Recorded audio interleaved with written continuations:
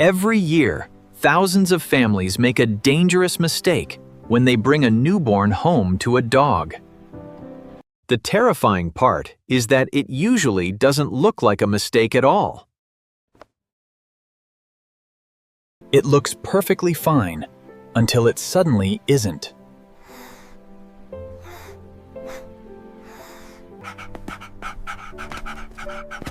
Most owners think the introduction is the moment the baby walks through the door. But if you haven't done the groundwork, you're already too late.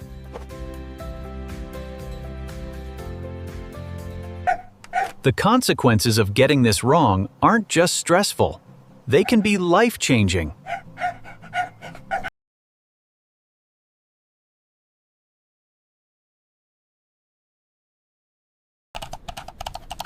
We'll walk through the correct way to introduce a dog to a new baby, weeks before arrival. Because this isn't a one-moment event, it's a process that most families skip 90% of. Now, before we go further, I want to ask you something. Do you have a dog and child at home?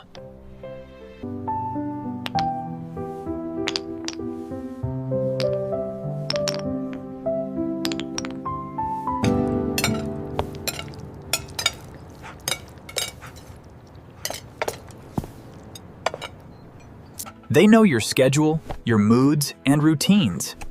They know when you're stressed before you even realize it yourself. With a gentle tilt of his head, he surveyed the cozy room, sensing the quiet anticipation of a new arrival. Welcome, come on in. It is so good to see you both. Hi guys, thanks for having us. What a beautiful dog. Your attention, the attention your dog has counted on every single day, suddenly disappears. And your dog has no framework to understand why. This is where the problems begin. Not with aggression or jealousy, but with stress, confusion, and anxiety building quietly under the surface. So let's talk about what you should actually be doing, which most owners never do before the baby comes home. First, your dog needs to be prepared for a completely new sensory world. Babies smell unlike anything they've ever encountered. The unique biological scent of a newborn is foreign to a dog's nose. Remember, your dog experiences the world primarily through smell. Introducing an unfamiliar scent without warning is like someone speaking to you in a language you've never heard. What you should be doing weeks in advance is bringing items from the hospital nursery home before the baby arrives. Let your dog sniff it calmly in a neutral setting. You're telling your dog this scent is safe and belongs here. The second thing, which catches people off guard, is sound preparation. Newborns are loud in a very specific way. That high-pitched, irregular cry is biologically designed to trigger a stress response in humans and caregiving instincts in dogs. Depending on the individual, it can trigger anxiety, confusion, or even prey-like alertness that can be dangerous if mismanaged. Find recordings of newborn cries online. Play them at low volume during calm, positive moments while your dog is eating. Gradually increase the volume over several days. You're teaching your dog's nervous system that this sound is normal and part of your home. Again, almost no one does this, and then they're shocked when their dog paces nervously every time the baby cries. Here's something uncomfortable to hear. If your dog has any behavioral issues, they do not get better when a baby arrives.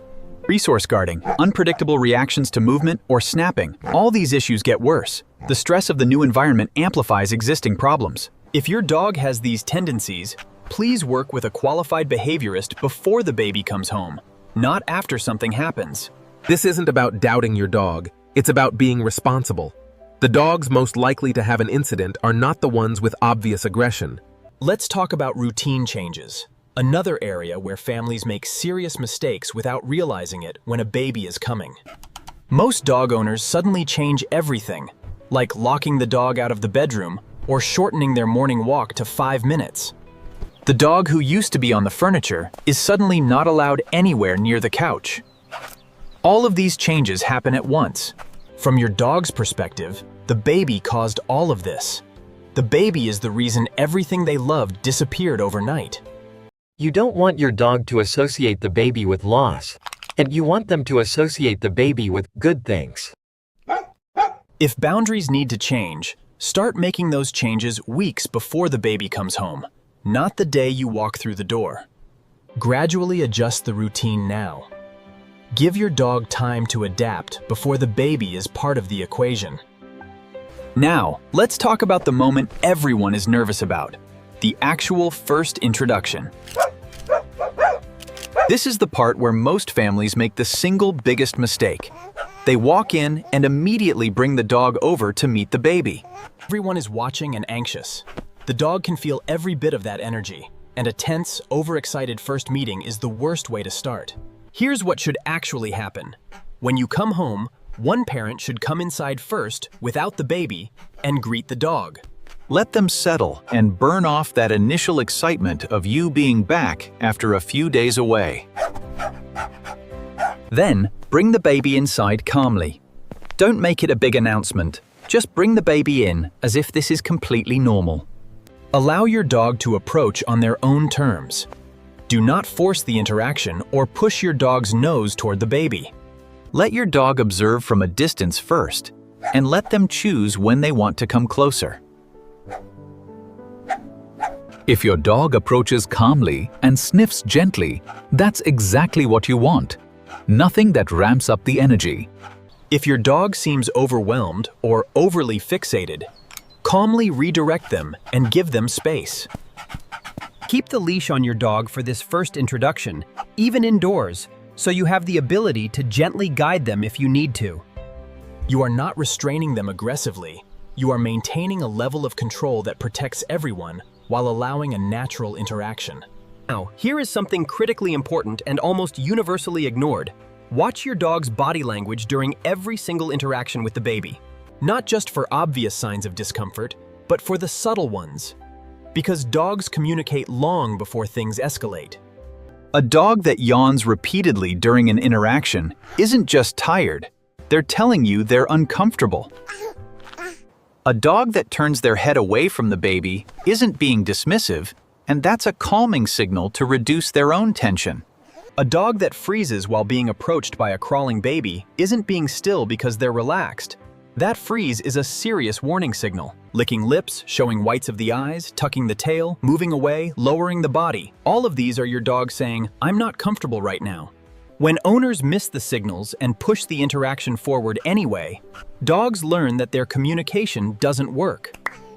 Eventually, they skip the warning signals entirely and go straight to the only thing that gets a response. That is how incidents happen. Now, let's talk about what happens in the months after the baby comes home, because the introduction is just the beginning. As babies grow, they become increasingly unpredictable from a dog's perspective. A newborn is relatively still, but a baby waves arms and makes sudden sounds. Each of these developmental stages introduces new challenges. Most owners stop actively managing the relationship once the initial introduction seems to go well. Never leave a dog and a baby or toddler alone together, not even for 6 seconds. Not even with the most gentle, trusted dog you've ever known. Let your dog sniff the baby's items at their own pace. Let them be in the same room without being forced to interact.